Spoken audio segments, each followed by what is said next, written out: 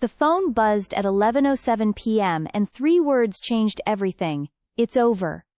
I read them twice. 3 words felt heavier than 1,000. In a moment you'll see why those exact characters rewired my reality and forced a decision faster than any slow, quiet drift apart could have done. Was it cowardice? Was it clarity? Stay with me. I'll unpack the text, the lead-up, and the aftermath in scenes that flip between raw panic and sharp, uncomfortable clarity. One sentence. Tiny pixels on glass. Created an earthquake. A text is small. It fits in your palm. But the hit is like a truck hitting a house. Here's the catch. Texts make permanence feel optional. You can delete, unsend, or pretend it never happened. Yet the words were permanent for me. In a moment, you'll see how a 3-line thread sent ripples into our friends group, finances, and apartment hunt. Quick question. Have you ever felt words weigh more than actions? Morning arrived not with coffee but with the cold hum of reality. I paced the kitchen like an animal learning it's been caged. I tried to call him. No answer. I thought about knocking on the neighbor's door for company. Instead, I called my sister and lied. We're fine. But here's the catch. Lying to protect pride only stretches the wound. Stay tuned. Later, you'll hear the voicemail I left that changed the course of that week. How do you rebuild routine after a sudden rupture? We had months of passive-aggressive messages, then a dormant thread that flipped open like a trap door. I scrolled. Birthdays ignored, the grocery lists left unbought, we should talk. Drafts never sent. Micro-stories appear in timestamps. A 2 a.m., are you awake? And a 9 a.m., I'm leaving. In a moment you'll see why those small, boring entries were the real evidence, not the dramatic final text. Pattern interrupt. Did you know most separations begin with tiny neglect, not fireworks? This thread read like a slow-motion tumble. I knocked on his door that afternoon. He opened like a stranger holding a coffee cup. We sat across the couch with 2 mugs and a suitcase of things between us. I asked one blunt question. Why now? He offered a list of reasons like receipts. Distance, different goals, no sparks. But here's the catch. Reasons often masquerade as explanations. They rarely capture the emotional truth. Stay for the later scene where his silence on one detail reveals what he couldn't say out loud. What would you ask in that chair? I paced in my bedroom before dialing. Legal talk feels adult and irreversible. I feared the moment I attached a name to the change. Divorce. My voice sounded different when I said it. The lawyer asked for dates, assets, custody plans. These were clinical questions for a crisis. In a moment you'll see why that call felt like both armor and a point of no return. Curiosity gap. What did the attorney recommend first? Mediation or immediate papers? That choice set the tone for months. Within days, friends formed invisible teams. Some called me every hour.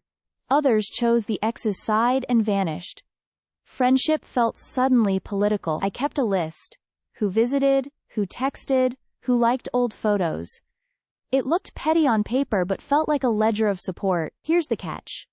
The people who mattered revealed themselves not by speech, but by showing up. In a moment, I'll share one surprise visit that reset everything for me. Have you ever been surprised by someone's loyalty? He suggested weekends, and I suggested alternating holidays. The first negotiation was less legal and more emotional bartering. Who keeps the dog? Who keeps the holiday ornaments? We haggled like 2 bad antique dealers. But here's the catch. Custody isn't only about schedules. It's about memory stewardship. In a moment you'll see why one single item, a child's drawing, became the hinge of our agreement and a test of decency. Micro-story. I found the drawing behind the couch, and everything shifted. Sleep evaporated. Nights became dull battlefields of grief and planning.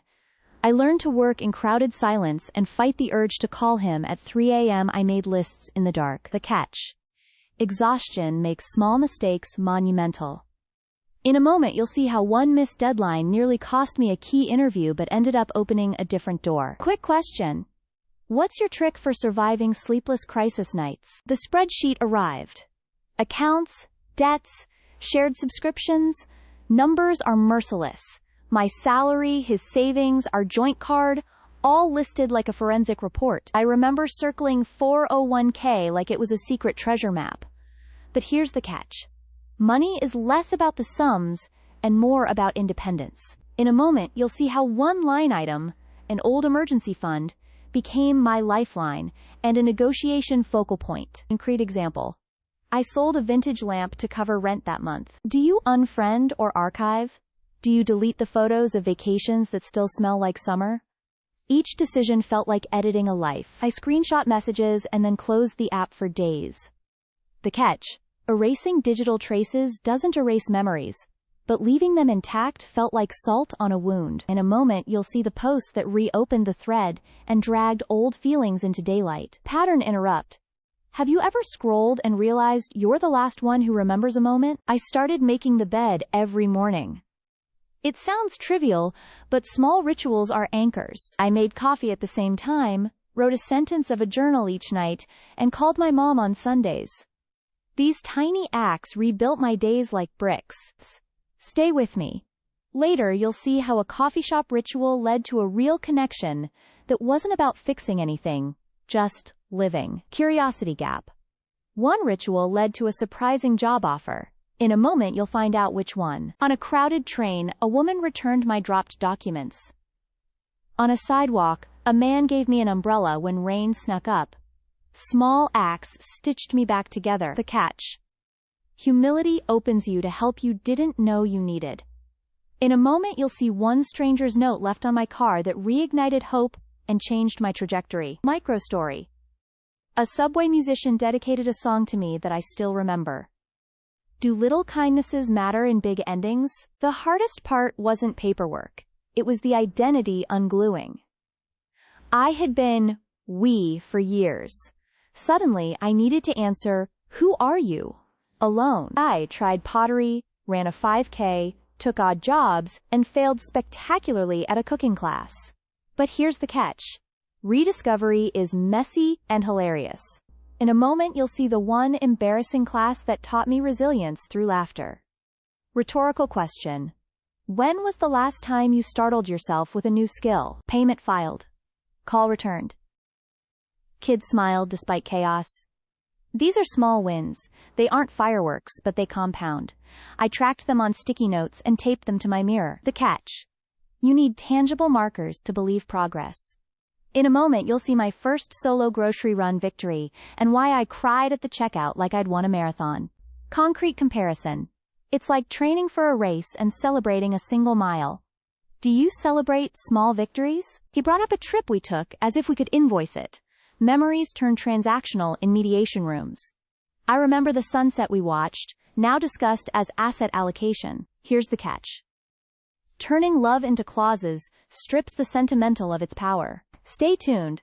Later, I'll reveal the one memory I refused to let be negotiated and why that mattered for my dignity.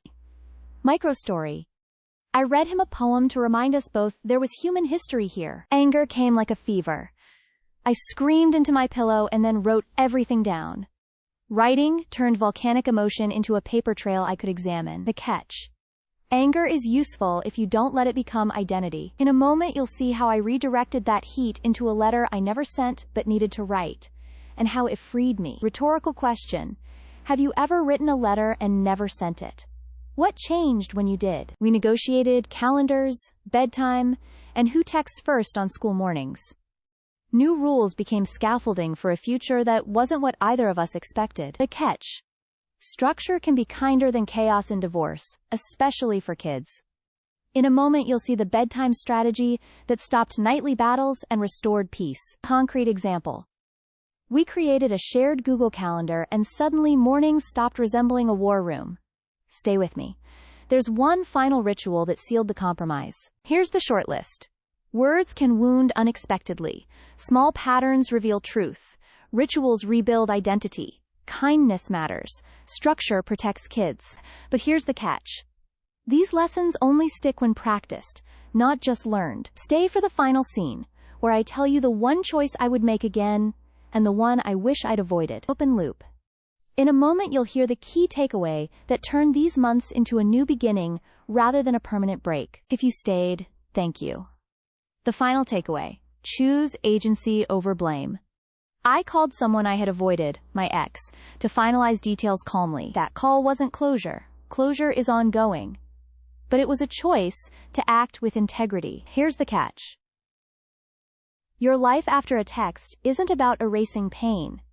It's about making intentional small moves every day. Now, if this story helped, subscribe, share with someone who needs it, and tell me, what would you do first?